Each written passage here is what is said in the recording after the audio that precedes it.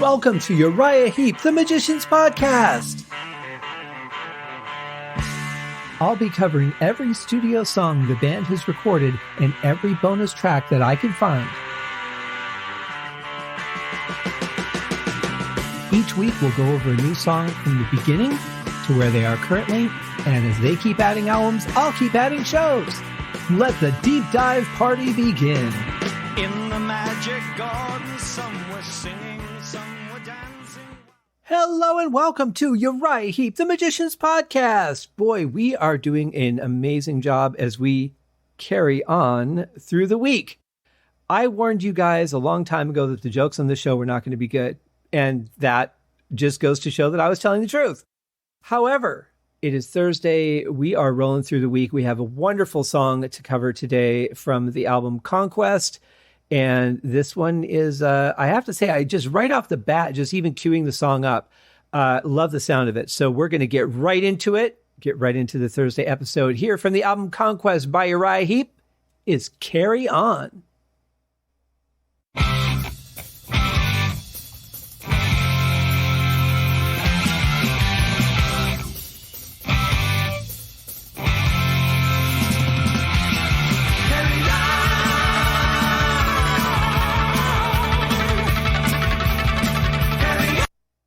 Wow, already we've got a lot going on. First of all, I love the opening, like I said earlier. I love the strength of the guitar and keyboard combo there.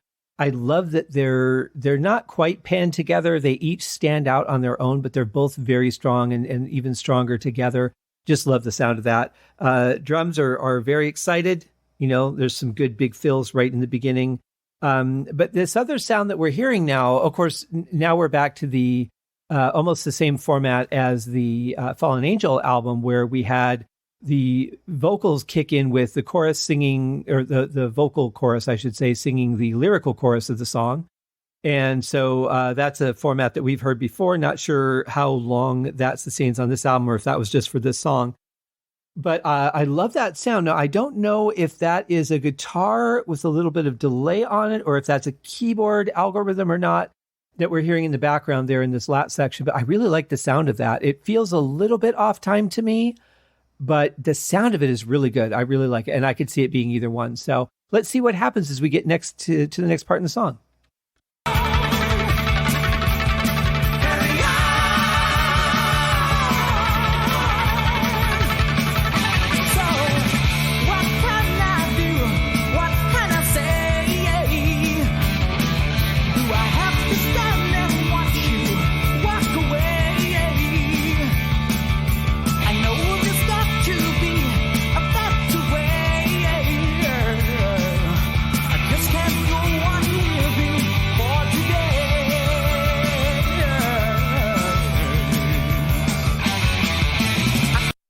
Really love the power of the guitars in here. I think they sound fantastic. I don't know exactly how to explain this, so bear with me, but I almost feel like I'm not hearing the keyboards as much as I am experiencing them. They seem to be like they're filling the inside of my head as opposed to coming through my ears. I don't know why it's different on this song. I don't know what it is about it, but it feels like the space it's taking up is more inside my head than outside into the headphones. It's very, very bizarre. Not uncomfortable, just trying to, it's causing me a little bit of confusion because I'm not used to hearing things quite this way. Don't have any clue. 30 years I've been an audio engineer. I have no idea why I'm hearing this the way I am. But in any case, it is. And maybe that's part of why the guitars are standing out a little more too, because they're kind of cutting past what I'm hearing the keyboard do. Very interesting. But, it's a good vocal. It's a good, strong bass and drum section that we've got going here. Let's see what happens.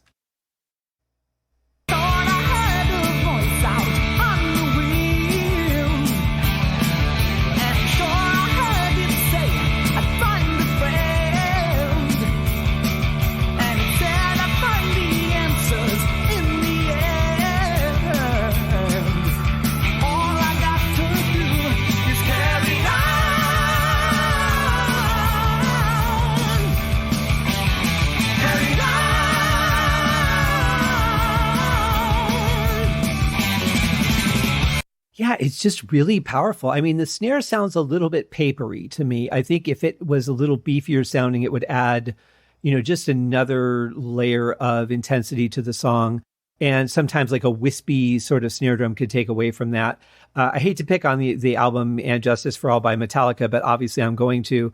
That's another example. To me, the snare is very papery on that album. And that is supposed to be a pretty, hard-edged album. But I think that the snare just kind of takes away some of the intensity for me as it does here. But the toms sound really good. I love the fills that Chris Slade plays through the song.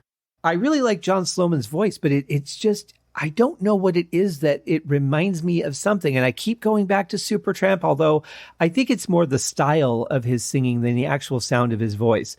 Just the odd pitches that you don't expect, the pitchy, not pitchy as in bad, that he's not hitting pitches, but just the way that he chooses his pitches and where he puts them, I think is what's reminding me of Supertramp.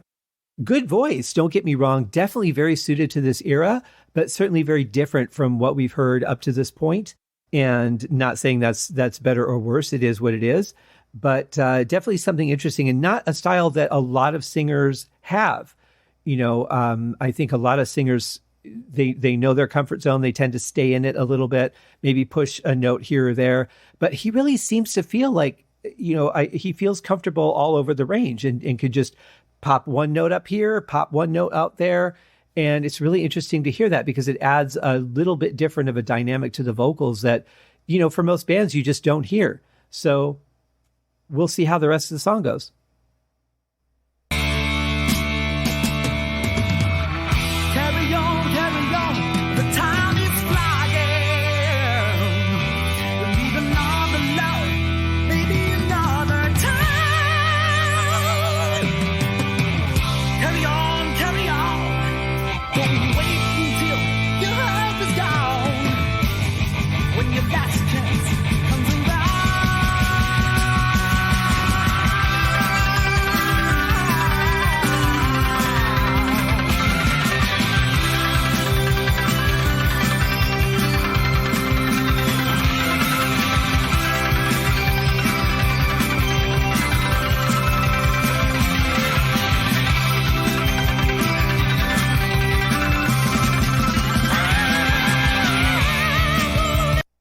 It's so interesting to me because during this time and even through the early 80s, there are so many songs that had room for a solo but didn't actually play one. Instead, they would pick maybe a repetitive melody or a new melody that they would stick in there, but not really something I would call a solo. A solo to me is something that is individual to the player, something that kind of shows how they're feeling the song. To me, this is just coming up with another melody or a counter melody to put into the song in place of a solo. And it certainly works fine. There was a lot of this in that time in music. But, when I think about the talent in this band, I mean, even just Mick and Ken alone, the fact that there aren't more solo sections in this, the last few albums that we've heard is really kind of surprising because, they both would have had the ability to pull off something pretty incredible. So to dial it back and to have a section like this is very surprising for a band with this amount of talent in it. But they also could be looking at, maybe they didn't feel it was right for a solo. Maybe the producer didn't feel it was right for a solo. Maybe the record company is pressuring them in certain ways to sound a certain way because of the musical trends, and they want to be able to sell the albums. So there's so many things, and you can't necessarily say, well, the musicians chose this as the way that they wanted to portray the song, because there are a lot of other influences. Just as the same way you can't, credit them for doing it necessarily, because we really don't know whose decision that this was. I mean, the band, when you're signed by a record company, you are required to do certain things that they want you to do. You don't necessarily have 100% say so in your own music, or certainly not how it's marketed and distributed, but we don't know. So in any case, it works for the song. I'm just looking on more the broader scope of who the band is that we're listening to and what we've heard from them before, because I think either one of them could have come up with a very stunning solo. And it's interesting too, in the mix of this song, that the bass is actually kind of taking a bit of a back seat. The kick isn't very heavy or punchy, so it's a little more in the background than normal. But the song still drives forward, despite the mixes that we're used to hearing from Uriah Heep as well. So I find the song kind of fascinating in the way that it differs a little bit from the history of the band. But you've got the recording studio, you've got the recording engineer, you've got the producer, you've got the mastering engineer. I mean, there's so many things that go into the final product of a song, as we've talked about in the past. So, I really don't know exactly how we ended up with the result that we do. But I think the mix is good for the most part. I think a little more bass and a little more kick would be good.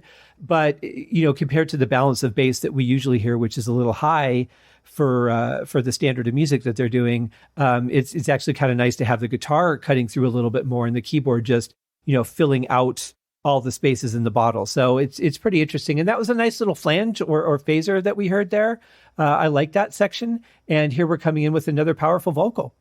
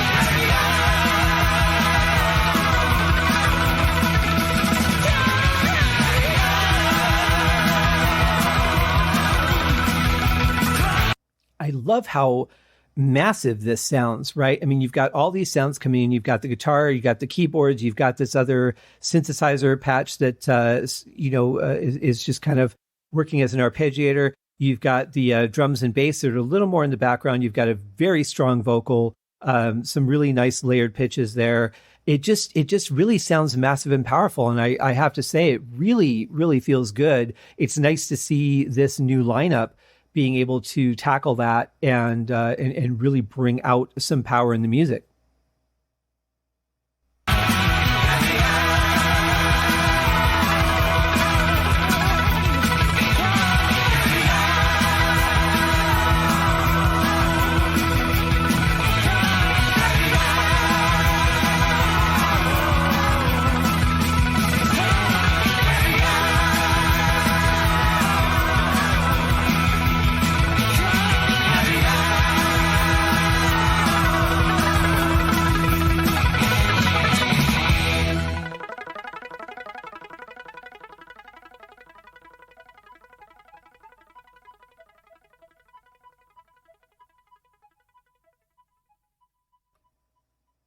Okay, I'm glad I got to hear that isolated because there was another sound in there. So there's the sort of plucking sound and it's being played rapidly. And then it sounds like there's a slight delay on there, which is probably why it feels a little bit off to me because I'm hearing both the initial note and the delayed note. And it's a very short delay. So it feels like that's probably what's throwing it off of the tempo for me. But also, and I don't know if it plays through that whole song or if it was just added for the end section because it would be completely buried within the song. But there's a little, almost like a flute sound.